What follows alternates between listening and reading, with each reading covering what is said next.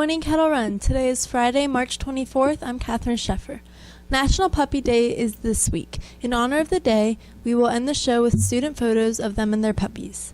In celebration of Youth Art Month, join us for the All-County Arts Festival at Liberty High School tonight from 6 p.m. to 8 p.m. and Saturday from noon till 3 p.m. All are welcome to enjoy the visual art and music from the entire county. Grace Small joins us now with more. For Youth Art Month, we have interviewed teachers and students to see what they have planned and also how art has played a part in their lives. To celebrate Youth Art Month in March, the National Art Honor Society has been busy making buttons for everyone. So faculty and staff, check your boxes in the next week or so for these beautiful buttons that have been handmade by our Art Honor Society. So here's a few to just show you some of the great work that's coming out that all say YAM, or Youth Art Month. And we have lots of art around town, and we'll have lots more at the art festival at Liberty High School at the end of the month. Youth Art Month starts at the beginning of March when we select and put artwork in the business windows on Main Street in Warrenton.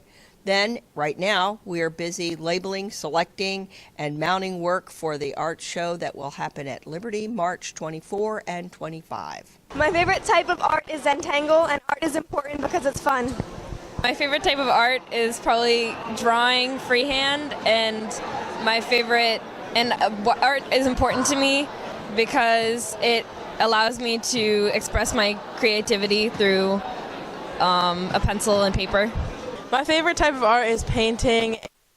Art is important because it gives you a way to express yourself and let off some steam in the day. My favorite kind of art is painting with acrylic paints, and I think art is important because it helps you express yourself and your creativity. This is Grace Small for KRHS News. Now back to you on the set. Thanks, Grace. Selecting electives can be tough. There are so many to choose from. Let's take a look at what film analysis is all about. Do you want to be in pictures? Do you want to be a star? Why not give film analysis a try? In this class, students learn about the evolution of video production by studying various types of films and recreating them. In this class, students make All About Me videos. Haley Piet. What is Haley Piet? Who is Haley Piet? Who's Haley Piet? I'm Haley Piet. Here are a few things you should know about me. Silent films, stop motion animation, commercials, cereal's the perfect combination of peanut butter and chocolatey taste, public service announcements, and documentaries.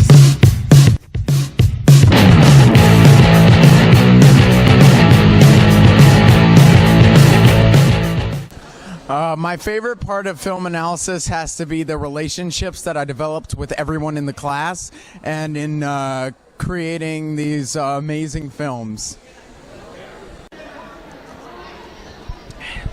I really like the rich film history of film analysis. Okay, so my favorite part about film analysis was probably working on the stop motion animation. What we did, it was Miss Norton's first year, we made a board game come to life, and we did the game of life, and we had like all these little color things that we sat down, and it was really cool. And it was a stop motion animation film, so like it took us like all week to make it, and I just really had fun enjoying and making it. So if you're creative and want to learn to make different types of videos, sign up for film analysis. No, you're not. Yes, I am. I thought fairies were small. Not anymore. Thanks, guys. Looking for something fun to do this weekend? Why not check out a movie? Rucker and Chris join us now with this week's At the Cinema.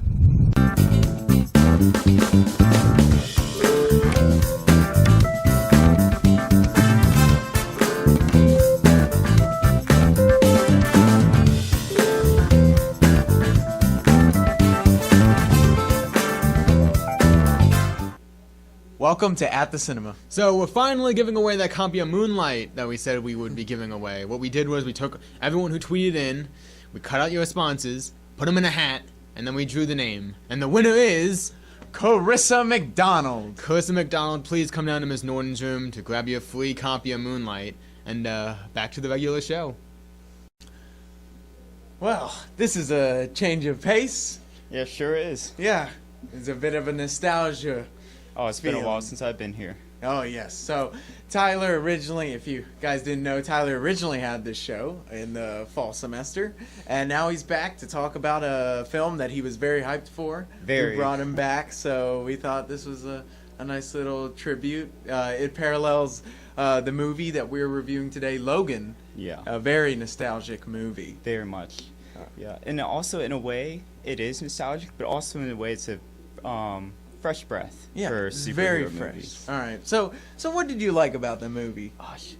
Well, I loved everything about this movie, and it was everything I'd hoped for. If you remember back when I did the original trailer talk for the very first trailer, I gave all these little expectations of it, of predictions. predictions and expectations of what I wanted to see in the film, and nearly all the good things I wanted to come out of this film were in this film, and that I think is what pleased me the most. Yeah, film-wise. even though I thought the very first few minutes of the movie were shaky in terms of dialogue and a bit of some pacing issues, I didn't think the first fight scene was very. It wasn't very promising. Thankfully, they fixed it. Like every other fight scene after that was amazing, in my opinion. I think it was a pretty excellent film in terms of technique, and I thought it looked great. It sounded great. The action was visceral, and it was rife with emotion. Yes. And I thought that it was pleasing to see Hugh Jackman and Patrick Stewart come back for their last turns in the X-Men movies. Yeah, and I did notice what you said about the pacing in the beginning, and also towards the middle. I did notice a little bit of that the first time I saw it, but the second time I saw it, I really paid attention again. And if you really know, like, that the pacing at the beginning is slower than most action movies that just drop you right in. The second time I saw it, I was very surprised at how much smoother it felt compared to the first. Yeah, definitely. I think one of the greatest parts about this movie is the fact that it is a superhero Western film. My favorite movies are ones that combine genres, and I think this is no different. Yeah, and I really like this because it is an action film, but solely it is a drama, and it does have that Western feel. You can tell by the cinematography and just the dialogue, and the way it is filmed and paced, it does feel like a Western. Now, let's talk about one of the defining areas of this movie, the violence. Oh my god. This is a gritty movie. It's the first X-Men spin-off movie besides Deadpool that is rated R, and it's one of the first huge superhero movies that is rated R. And compared to the Wolverine, which had a much larger budget than this one, this one took out of the budget so it could have that R rating. Yeah. And it pays off to me. This movie establishes within the first 5 minutes that it is rated R. It is not a kid's movie. It is bloody. Yeah, but there is this great family element and these very relatable, no matter how old you are, very relatable themes in this movie that I think are universal. I think it's a great film. Next week, we will be talking about Joel Schumacher's epic Batman and Robin. Well, George Clooney is Batman. What could go wrong? Exactly. We'll see you next time. Thanks, guys. Now for Club News and Sports with Chris Dodson. Thanks, Catherine. Come sit at the Spanish language lunch table today. The table is open to Spanish speakers of all levels. The only rule is that you can't speak English. There's a Spanish Honor Society meeting after school today at 2:45 in room 467. All members must be present. Science National Honor Society wants to help you with your promposals this prom season. We can make posters, deliver flowers, and more. Please stop by room 453 to pick up your order form with more details. What does this weekend's weather look like? Brad Jeffers joins us now with a look.